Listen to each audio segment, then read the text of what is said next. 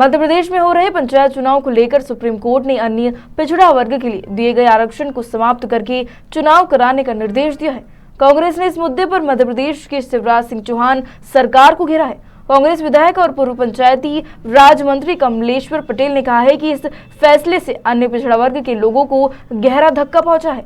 कांग्रेस की सरकार ने महाजन आयोग का गठन और पंचायती राज को बढ़ावा देने का काम किया था, उसका गला घोटने का काम बीजेपी की सरकार ने किया है था और अधिकार संपन्न बनने की लालसा है और आप इस दिशा में कदम उठाइए।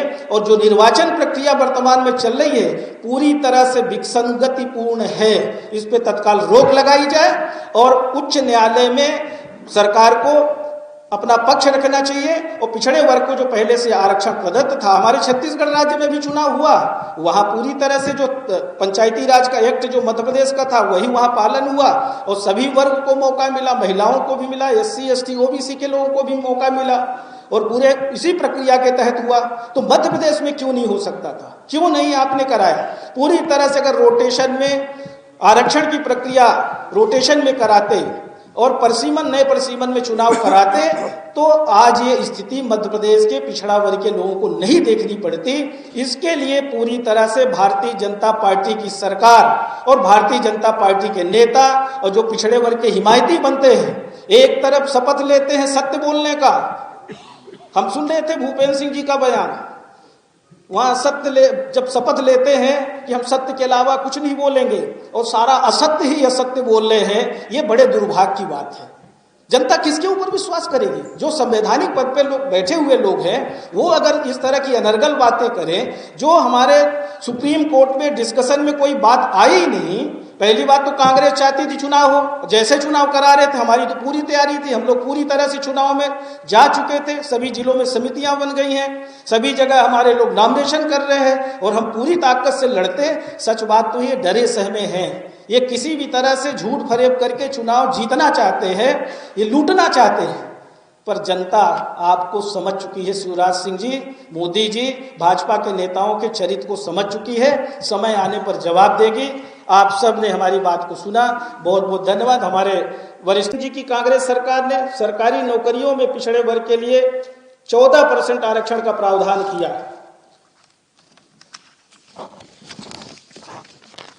इसी तरह 1995 में कांग्रेस की केंद्र सरकार के द्वारा ही 77वें संविधान संशोधन के द्वारा अनुसूचित जाति और जनजाति की तरक्की के लिए आरक्षण का समर्थन करते हुए अनुच्छेद 16(4)(a) का गठन किया। तो कांग्रेस सरकार, कांग्रेस पार्टी के नेताओं ने हमेशा SC ST OBC वर्ग को आगे ले जाने का काम किया है, बराबरी का दर्जा देने का, चाहे राजनीतिक हो, चाहे सामाजिक हो, चाहे नौकरियों में हो, हर जगह प्रमोट करने का काम किया है। श्रीमती सोनिया गांधी जी के निर्देशन पर प्रधानमंत्री श्री मनमोहन सिंह जी की कांग्रेस सरकार के द्वारा 2006 में केंद्र सरकार के शैक्षणिक संस्थानों में प्रवेश हेतु अन्य पिछड़ा वर्ग के लिए 27% कोटे का प्रावधान किया, अर्थात उच्च शिक्षा में पिछड़ा वर्ग आरक्षण भी कांग्रेस सरकार ने ही लागू किया था। भारतीय जनता पार्टी की सरकार ने मिले हुए अधिकार को लगातार कमजोर करने का काम कर रहे हैं, छीनने का काम कर रहे हैं। कभी इनके नेता कहते हैं कि हम समीक्षा करेंगे, हमारी सरकार मध्य प्रदेश में बनी, 27% आरक्षण 14% से बढ़ा के 27% करने का काम किया और इम्प्लीमेंट्स कर दिया, नोटिफिकेशन जारी कर दिया, सभी विभागों में काम भी शुरू हो गया था। पर कौन लोग गए कोर्ट में? कोर्ट में गए भारतीय जनता पार्टी से समर्थित लोग हैं। कमलनाथ जी ने पूरी तरह से, जब कोर्ट में स्टे हुआ, कोर्ट में जब जिस तरह से व्यवधान पैदा हुआ, कमलनाथ जी ने सीनियर अधिवक्ता इंदिरा जयसिंह को खड़ा किया और यहां तक भी बता दें कि हर हेयरिंग का 7.5 लाख रुपए आदरणीय कमलनाथ जी ने OBC के पक्ष में दिए और अभी भी वो हमारी अधिवक्ता है और अभी भी चाहे अभिषेक मनु सिंघवी हो, चाहे इंदिरा जयसिंह जी हो, तो लगातार कमलनाथ जी OBC के मैटर को लेके चिंतित हैं। और ये आरोप लगाना भाजपा के नेताओं के कि कांग्रेस ने करा दिया, अरे आपने कराया है, आपकी सरकार। देश और % जो पिछड़ा वर्ग की आबादी है, जो व्यवस्था हमारी कांग्रेस की सरकार ने लगातार, चाहे वो महाजन आयोग का गठन किया हो और चाहे पंचायती राज, जो त्रिस्तरीय पंचायती राज को मजबूत करने के लिए एससी, एसटी, ओबीसी, महिला सबके लिए आरक्षण करके जनरल के लिए समानता का अधिकार दिलाने के लिए रोटेशन में सबको मौका देने का जो काम किया था, कहीं न कहीं गला घोटने का काम भारतीय जनता पार्टी के नेता और सरकार के इशारे पे हुआ है। बड़े दुर्भाग्य की बात है कि जहां इस तरह का निर्णय हो रहा था वहां निर्वाचन आयोग के लोग भी उपस्थित थे, उनके अधिवक्ता भी थे और सरकार की तरफ से भी अधिवक्ता वहां उपस्थित थे, पर किसी ने कोई प्रतिकार नहीं किया और इस तरह का आदेश लेके आ गए। महाराष्ट्र का अलग विषय, महाराष्ट्र में अलग राजनीतिक परिस्थितियां हैं, पर मध्य प्रदेश में पहला ऐसा राज्य था मध्य प्रदेश जो त्रिस्तरीय पंचायती राज व्यवस्था को दिग्विजय सिंह जी जब मुख्यमंत्री थे उन्होंने लागू करने का काम किया था। स्वर्गीय राजीव गांधी जी ने 73वां 74वां संशोधन विधेयक लाकर, चाहे वो नगरीय निकाय हो, स्थानीय निकाय का चुनाव हो और चाहे त्रिस्तरीय पंचायती राज का चुनाव हो, सभी वर्ग को महत्व देने का व्यवस्था बनाई थी। अगर 27% पिछड़ा वर्ग को पंचायती राज में, स्थानीय निकाय में आरक्षण का अवसर मिला था तो कांग्रेस सरकार ने बुनियाद रखी थी, हमारे नेताओं ने बुनियाद रखी थी। भारतीय जनता पार्टी के नेताओं का कोई योगदान नहीं था। इन्होंने तो हमारी पंचायती राज व्यवस्था को, स्थानीय निकाय की जो व्यवस्था थी, जो अधिकार मिले हुए थे 15 सालों में, पिछले 15 सालों में और 2 साल ये हो गए, इन्होंने अधिकार छीनने का काम किया था।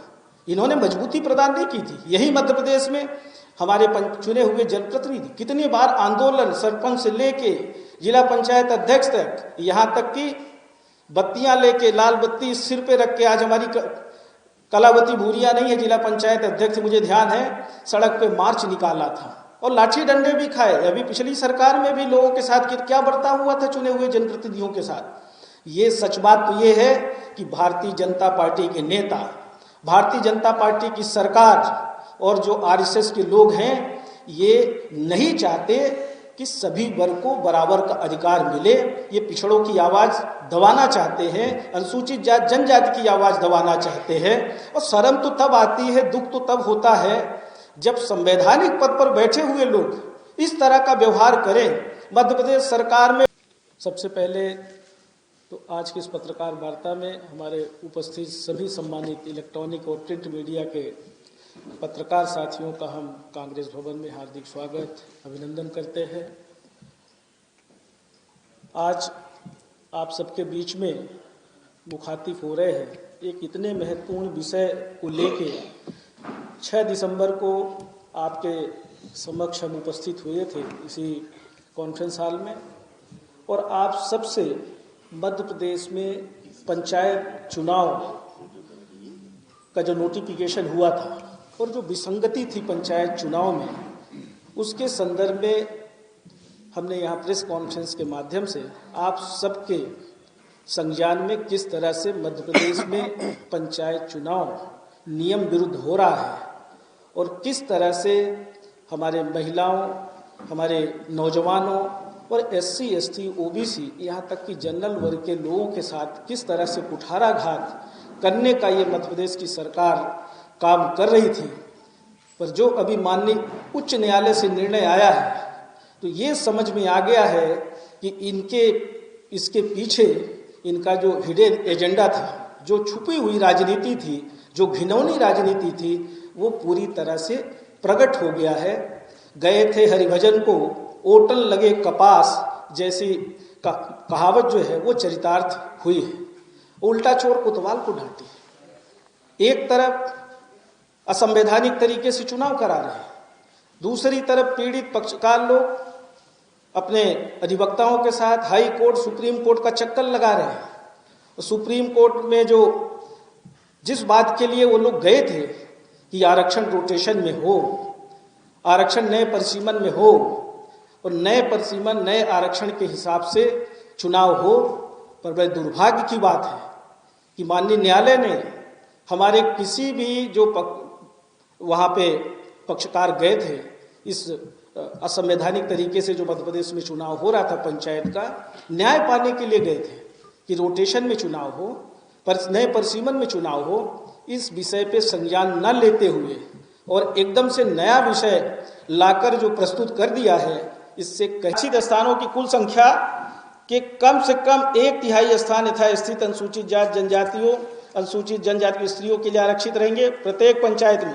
भाग 5 में जो उल्लेख है, इस भाग की कोई बात किसी राज्य के विधानमंडल के पिछड़े हुए नागरिकों के किसी वर्ग के पक्ष में किसी स्तर पर किसी पंचायत में स्थानों के या पंचायतों में अध्यक्षों के पदों के आरक्षण के लिए कोई उपबंध करने से निवारित नहीं करेगी। बड़ा स्पष्ट उल्लेख है।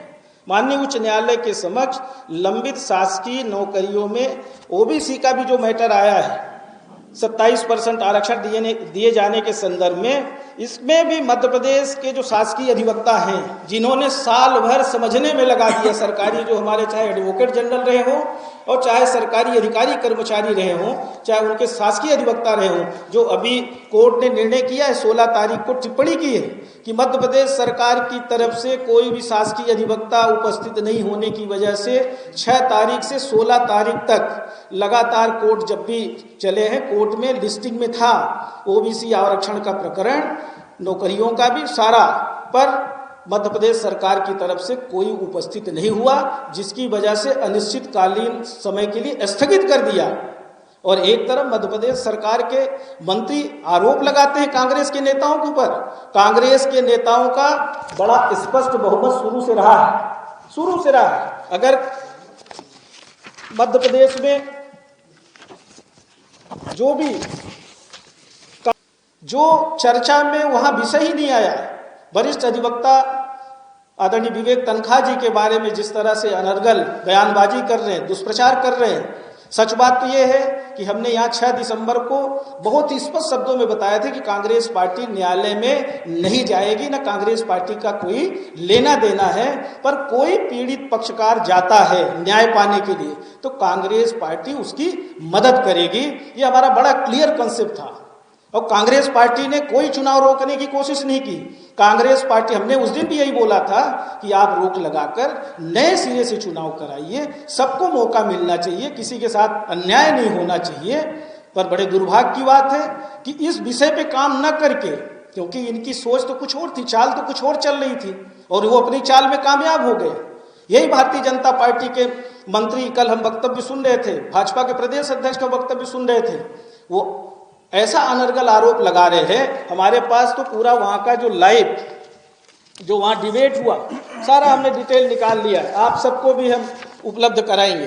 पूरा लाइव का सारा पूरा डिटेल है, किसने क्या बात रखी, कहीं भी एक शब्द पिछड़ा वर्ग के आरक्षण के संदर्भ में जो भी पक्षकार वहां गए थे, जो भी उनके अधिवक्ता वहां खड़े हुए थे, कहीं कोई बात ही नहीं आई। उसके बाद भी इस तरह का निर्णय हो जाना, और मध्य प्रदेश सरकार के जो वहां पे अधिवक्ता, यहाँ तक कि शायद सॉलिसिटर जनरल भी वहां पे उपस्थित थे, और एक शब्द भी इसमें नहीं बोला, और सीधे सुप्रीम कोर्ट के जो हमारे जज हैं उन्होंने सीधे आदेश दे दिया।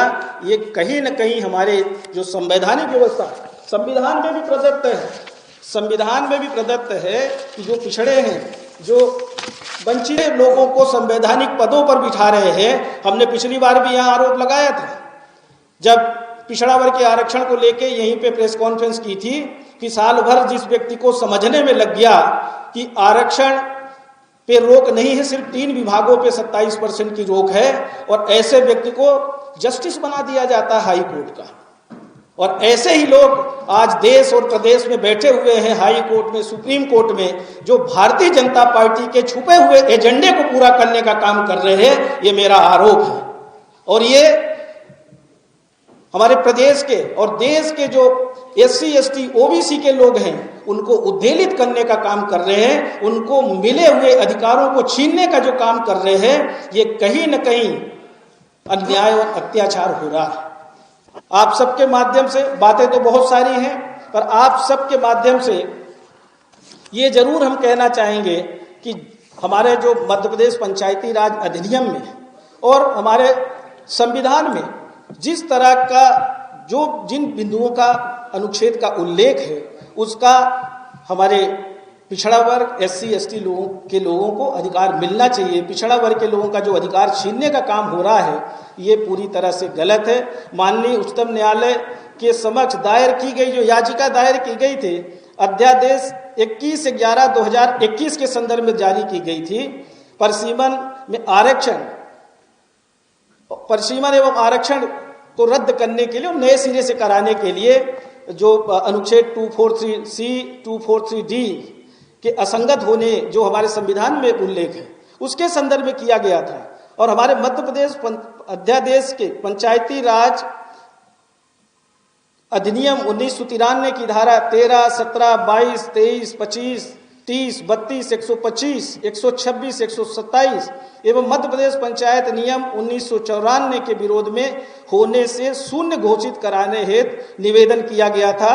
साथ ही अंतरिम रिलीफ के अंतर्गत इस अध्यादेश पर स्टे की मांग की गई थी, पर दुर्भाग्य है कि वो रिलीफ ना मिलके और एक नया ऐसा विवाद पैदा कर दिया है। जो अधिकार मिला हुआ था, जो हमारी कांग्रेस सरकार ने अधिकार दिया हुआ था, उसको जो छीनने का काम हुआ है उसकी हम घोर निंदा करते हैं। और इसके लिए पूरी तरह से भारतीय जनता पार्टी के नेता और सरकार जिम्मेदार है। हमें नहीं चाहिए संवैधानिक दर्जे का अधिकार। पिछड़े वर्ग के लोगों को संवैधानिक दर्जा सिर्फ नहीं चाहिए, उनको अधिकार चाहिए। जो उनको अधिकार मिला था उसको वापस कराइए। शिवराज सिंह जी, प्रधानमंत्री मोदी जी, आप भले पिछड़ा वर्ग के बनते हो, पर आप लोगों के रहते, चाहे उमा जी रही हो, चाहे बाबूलाल गौर रहे हो और चाहे शिवराज सिंह जी 15 साल से मुख्यमंत्री हैं, पर आपने अधिकारों को छीनने का काम किया है, पिछड़े वर्ग के लोगों को सड़क पे घसीटने का काम किया है। मेरा आरोप है, मुझे संवैधानिक दर्जे की लालसा नहीं है।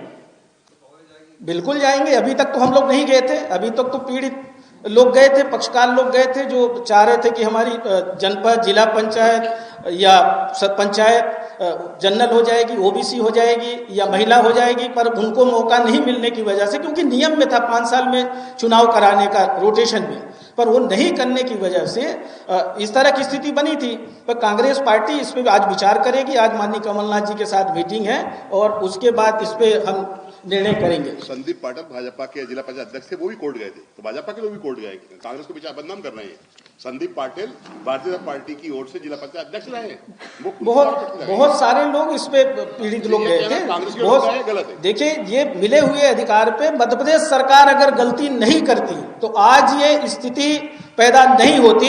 इसके लिए पूरी तरह से मध्य प्रदेश की भाजपा सरकार जिम्मेदार है, जो नियम विरुद्ध असंवैधानिक तरीके से त्रिस्तरीय पंचायती राज का चुनाव करा रहे थे और उनकी गलतियों की वजह से आज पिछड़ा वर्ग के लोग परेशान हो रहे हैं और पूरे चुनाव प्रक्रिया पूरी तरह से ऐसा कर दिया। आज लोग बहुत सारे लोग नॉमिनेशन नहीं कर पाए, बहुत सारे लोग आज संशय की स्थिति में हैं कि अब आगे क्या होगा। मेरा तो अपील है आप सबके माध्यम से मध्य प्रदेश सरकार से कि इस पे हस्तक्षेप करें और इसको पूरी तरह से चुनाव को रोकें और नए सिरे से इसको पूरी तरह से विधिवत नियम संगत में लाके चुनाव कराएं।